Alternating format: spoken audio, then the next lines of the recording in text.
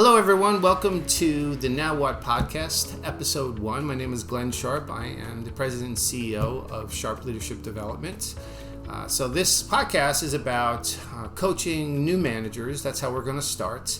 And giving them the skills and abilities to be able to play on a level playing field with their peers. Unfortunately, in the 23 years of operations experience that I have, one of the biggest issues out there is that managers, especially lower level managers, do not get trained. They don't get trained on skills like conducting a corrective action session, the performance appraisal, how to do a budget, how to coach, and everything in between.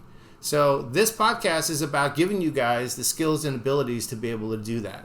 It's going to follow the book that I just finished called NowWhat, obviously same title as the podcast. And this book is for brand new managers. Its character in the book is actually a client of mine. I just changed his name to protect the innocent or guilty, whatever you want to call it. But Johnny is the character in the book, and Johnny just got promoted from mechanic, which he was exceptional at turning wrenches in the airline industry, and he got promoted to manager of mechanics. So he's terrified because he doesn't know how to do any of the skill sets we just mentioned. So this book follows the journey of Johnny over 4 months of me coaching him and giving him the skills and abilities to be able to be a manager. The first concept that we're going to cover is in session 1. With Johnny, I have to change the way Johnny thinks. So if you notice, what appeared over my shoulder is called the results cone. It looks like a diamond, but it is if it's not the number one concept that I teach in leadership development, it's pretty close, right? And the way it works is the following: your thinking drives your behavior drives your results. The unfortunate reality in business today is managers and leaders go after results. It's literally the exact opposite path to success. So we follow this model from the bottom up, not the top down. If I can change the way someone thinks, then they'll be willing to change their behavior. Then results will come. The results always come later on. I don't know any successful person on the planet who goes after results, right? Successful people think a certain way, behave a certain way, and they are confident that their results will follow suit. Right? So one of the ways I'm going to get you to change the way you think is through a poem. Right? And I don't want you guys to think I'm a poet or anything. I don't know too many poems, but this one stuck with me because one of my mentors used it with me, and he based a lot of his teachings on this. It's from Robert Frost. It's called Two Roads.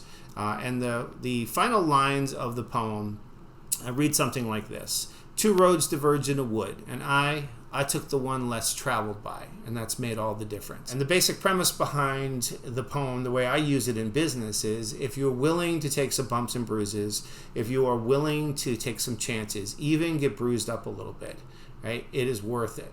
And my mentor said to me one time, he goes, "Glenn, please promise me you won't be like all these other idiots out there. Please do me a favor and buck the status quo," right? So many managers are mediocre. They are struggling, and they treat their people terribly, and they live a life of wanting. They do something different. That's what he kept telling me all the time, and that's really what the poem is about. It's about if you're willing to go the road less traveled. The interesting part about it is it might be a little bit more dangerous, a little bit more ominous, but it's actually a shorter path to success if you're willing to be uncomfortable and you're willing to take some chances versus what everybody else does, and that is struggle with regards to management. And that's really questioning and really challenging you guys in regards to the way you think. My hope is that you consider some of the concepts that we cover during our time together, during the podcasts, because my job is to make you think and make you think about totally different ways to do things. So let me give you an idea of what I'm talking about. For me, one of the biggest issues out there right now, especially with new managers and operations, is yesterday I was their friend and peer. I just got promoted. Today I'm their boss. That is a huge problem out there, right? And so some people, that prevents them from becoming a manager in the first place. One of the things that I teach managers all the time is before you accept a position, please realize what you're getting yourself into. You cannot be their boss and their friend. All right? I have never seen it. Of the thousands of people that I taught and all the interactions that I've had, I've never seen a boss and a friend relationship that worked out well. Eventually, there's problems, right? And you certainly won't hold your employee accountable. So imagine you are hanging out with your friend, their wife, the wives are hanging out together, the kids are hanging out together all weekend long, and then you write them up on Monday. That doesn't work, and you guys know it, right? You have to draw the line. Kind of like me as a dad, right? I told my kids one time, I'm not your friend. I'm your dad. Let's make sure that we make that distinction right now. All right? There are going to be times where you don't like me. Now, hopefully my kids like me. I think they do. They're 23 and 25 now, and we hang out, and we love each other very much. But growing up, there were times where they did not like me. To be honest with you, I don't care. My job is to be their dad and to make sure I prepare them for adulthood. Right? And it's the same thing with a manager. As a manager, your job is to develop your people. Your job is to make sure that they do the right thing and hold them accountable. Right? And that's something that you really have to consider if you want to be a manager. There are many people who have challenged me on this and said, no, I can do it, Glenn, I can do it. And inevitably, it ruins the friendship. All right? And it ruins the relationship. So make sure you know what you're getting yourself into, because that has to be the case. There has to be accountability injected into the management-employee relationship. Another thing I want to discuss with you guys is the following. Is it possible to be a disciplinarian and be kind? And that's an interesting question, because so for many people, the reason why they don't hold people accountable is because they think holding people accountable is mean. And one of the things I want to impress upon you guys is to make sure you understand, I believe that it's unkind not to hold people accountable. I don't worry about the person that I'm actually writing up or counseling or even firing. I worry about the family. I worry about the employees that do the right thing. I worry about the individuals who are really great and have my back all the time and work overtime, and I can count on them. And they see the slacker, for example, they see that person working at half speed. And what do you think they think when I allow that to happen? All right, that's what I worry about. I always use the analogy, I don't own a gun because I hate the people outside. I own the gun because I love the people inside. Well, it's the same thing in management. I don't discipline because I hate the person I'm disciplining. I discipline because I love my family. And I'm talking about either my personal family or my work family. So I want you guys to consider that, because it's unbelievably important to make that distinction, right? And if you're going to be a manager of people, I think the best managers that I've ever met, they were fair, but they were disciplinarians. They held you accountable, but they also gave hugs too, right? They also, and what I mean by hugs is they also said thank you. They also bought pizza. They also made sure that you knew they were your biggest fan, right? So it is possible to be a disciplinarian and to be kind. And I want you guys to consider that, especially as you're thinking about becoming managers. One of the first things I would do if I was a new manager, I call this concept the backstop. So as a new manager, it is really important to make sure that you have a good support system. I call it the backstop. I used to be a catcher back in my younger days, and there was always a backstop behind me, at, either the stands or a fence or something like that, where I knew if the ball passed by me, I knew the ball, I was protected and the ball wouldn't go too far. Well, the concept of the backstop in business would be having a conversation with your boss before you implement any of your plans or changes. Making sure your boss knows that what you're going to do, and that you're going to discipline your people, and that the new strategy that you're going to have, and the culture that you want to create. One of the only issues that I know of growing up through the ranks in operations is, in many cases, you and your boss both grew up through the ranks. So that's great, but unfortunately, your people know that too, and your people are very comfortable with your boss. So one of the things I would ask my boss is, hey, listen, if I'm going to hold my people accountable, I need you to allow me to hold my people accountable, boss. That means that if they come or go around me because they didn't like a decision that I made and go to you, if I haven't talked to them or they didn't attempt to talk to me, please direct them back and let them know, listen, that's your boss, right? And make sure that you talk to Glenn. That make sure that you talk to your boss. I don't have anything to talk to you about until you talk to your boss first. right? Now, of course, if I as the manager don't respond to them or don't do anything about an issue, they have every right to obey protocol and go to my boss if I'm not doing my job. But I need my boss and I to know that I am the manager, and they need to respect me as the manager, right? Otherwise, that respect will be lacking.